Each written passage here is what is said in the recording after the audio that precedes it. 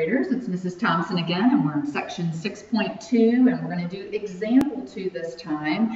And I'm now going to show you a fractional exponent can have a numerator other than the number 1. That's all we did in example 1, was show how to simplify numbers raised to maybe like the 1/3 power, 1/4 power, 1/10 power, whatever. And the numerator was always 1 in that fractional exponent.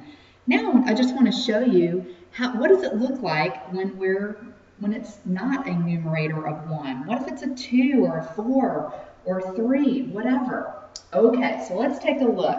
We've already discussed in the last example how to put this type of thing into the calculator, and I just want to remind you, you're going to type in your base, put your root, and in parentheses, put your exponent, and then hit enter, and you'll get the answer. What I've also been trying to do is expand your horizon just a little bit and remind you that this is really a radical.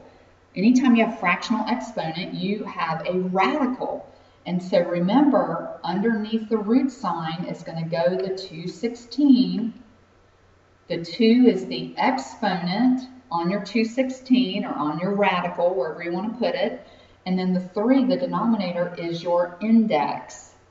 So what you could do is you could find the cube root of 216 first and then square that number. And I'm going to show you both in the calculator. So let me switch to our video mode here. And I think I'm going to turn my calculator back on. And let's take, we had 216 and we wanted to raise it to the 2/3 power, okay? And so type it in just like you normally do, like I showed you in the last one, except just note this time the difference will be instead of 1/3 power, it's going to be an exponent of 2/3. And then press enter. And you'll see, oh, my answer is exactly 36, and you would be exactly right. Okay, now let's try it the other way. Let's first do the cube root of 216, and then we'll square that answer. And I want to show you, we'll still get 36, okay?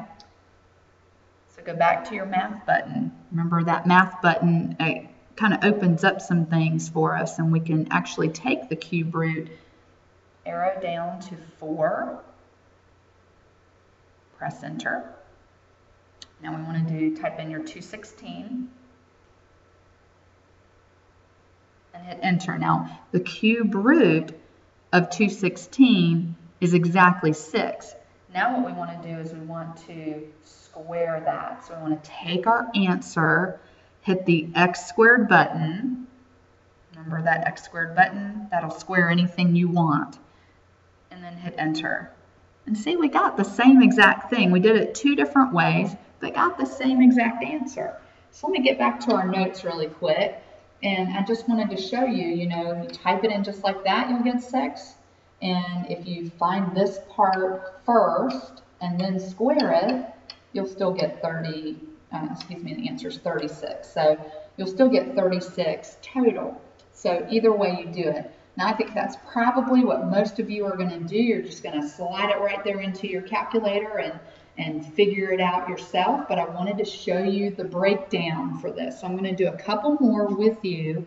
Just remind you, when you type it in, type in your base, root, and in parentheses, 4/5. Okay, and then hit enter. It'll give you the answer. Or you could find the 5th root of 32. So what number times itself 5 times gives you 32, and then raise that to the 4th power. So you could do that part first and then raise it to the 4th power. This is probably not as popular, this one right here. So I'm just going to encourage you to go into your calculator and just continue typing it like I've shown you, and just put it in 16, raise the root, parentheses, put your fractional exponent in, and do that. Okay, so why don't you guys try that? I'm going to plug in these numbers as well, and you guys Let's see if you can match what I get. Okay, I'm going to do 32 raised to the 4/5 power. I'm going to give you like 10 seconds to type that in and get an answer, and then I'll write my answer. Okay?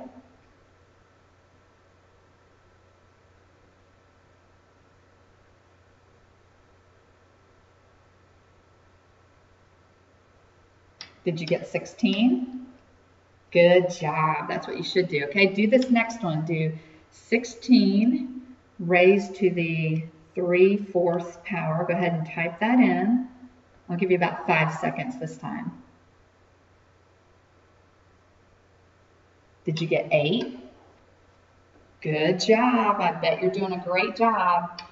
Okay, how about 1 raised to the 2/5 power? Now here's a little bit of a shortcut. If you raise 1 to any power at all, shouldn't you just get 1? So you can plug it into your calculator if you need to, but I think we could take a little bit of a shortcut here. And anytime you have a base of 1 raised to any kind of exponent, doesn't matter. You're going to get 1 out of it, okay? It doesn't matter if the exponent's positive, negative, or 0, or a fraction exponent. It's going to be 1 regardless. I don't even see a reason for you to have to punch that one in. I think you should just know that one, okay? All right, try this one. Let's punch that in. We've got 27 raised to the 4/3 power. Just continue practicing your keying, and let's see what you got. Did you get 81? I hope you did. All right, and last one, we got 4. I'm going to raise that to the 5/2 power.